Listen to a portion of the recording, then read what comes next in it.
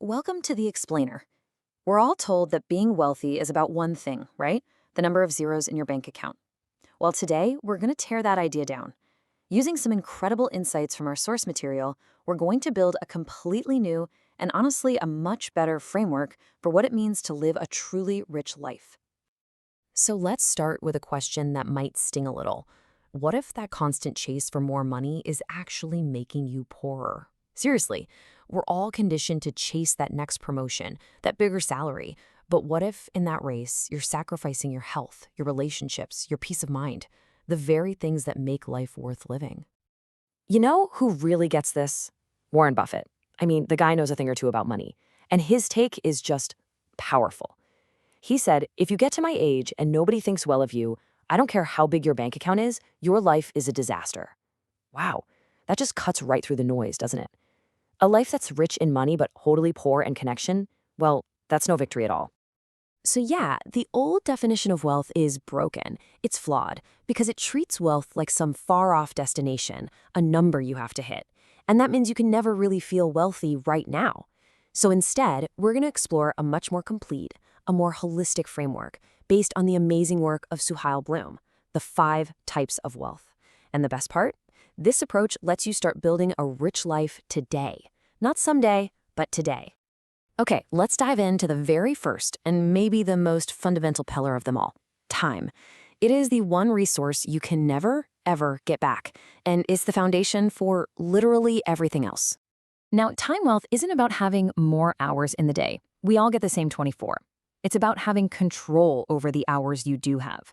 It's the freedom to decide what you work on, who you spend your evenings with, and where you wake up in the morning.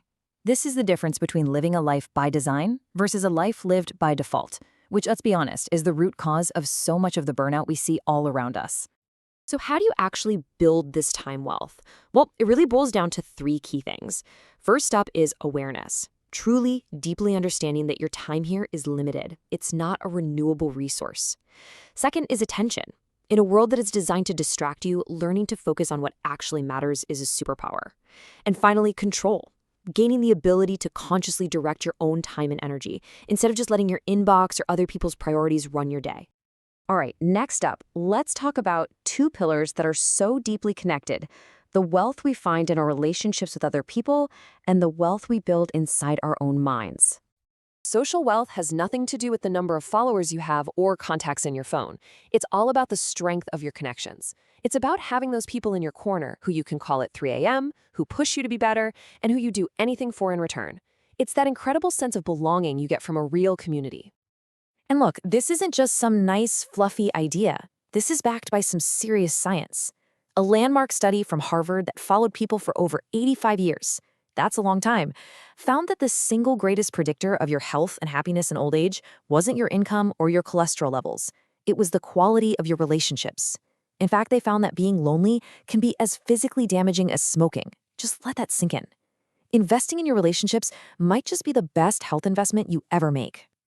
To build this kind of social wealth, you have to focus on what's called earned status, not bought status. Bought status, that's the flashy car, the designer watch. It's all about impressing people you don't even know.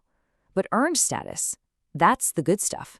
It's the respect, the trust, the admiration you gain from people through your character and your actions. You can't buy it. You have to earn it, slowly, over time. And unlike that fancy car, it's a form of wealth that actually lasts. And that leads us perfectly to our next pillar: mental wealth. The best way to think about this is like your internal compass. It's that deep connection to your purpose, to what gives you a sense of meaning. When you have mental wealth, you're guided by your own values, not by what's popular or what other people expect of you. It's the inner clarity that lets you make choices that are right for you. So how do you build up this mental wealth? Well, the secret ingredient is curiosity. I love this idea that curiosity is literally the fountain of youth for your mind. Research actually shows that people who stay curious have better brain function. They're more satisfied with their lives, and they have less anxiety. You see, the moment you stop learning is the moment you start getting old. So keep asking questions, keep exploring. It's a direct investment in your own well-being.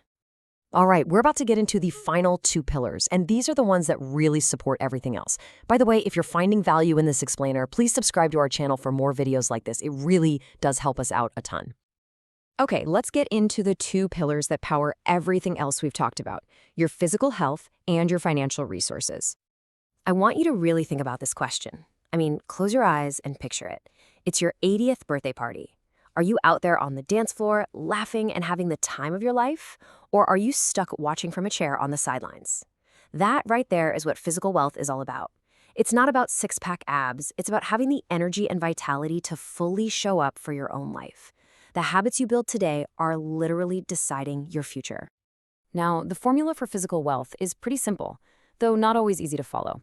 It comes down to 3 habits. First, movement. Finding some kind of physical activity you enjoy and doing it consistently. Second, nutrition, fueling your body with real whole foods instead of processed junk.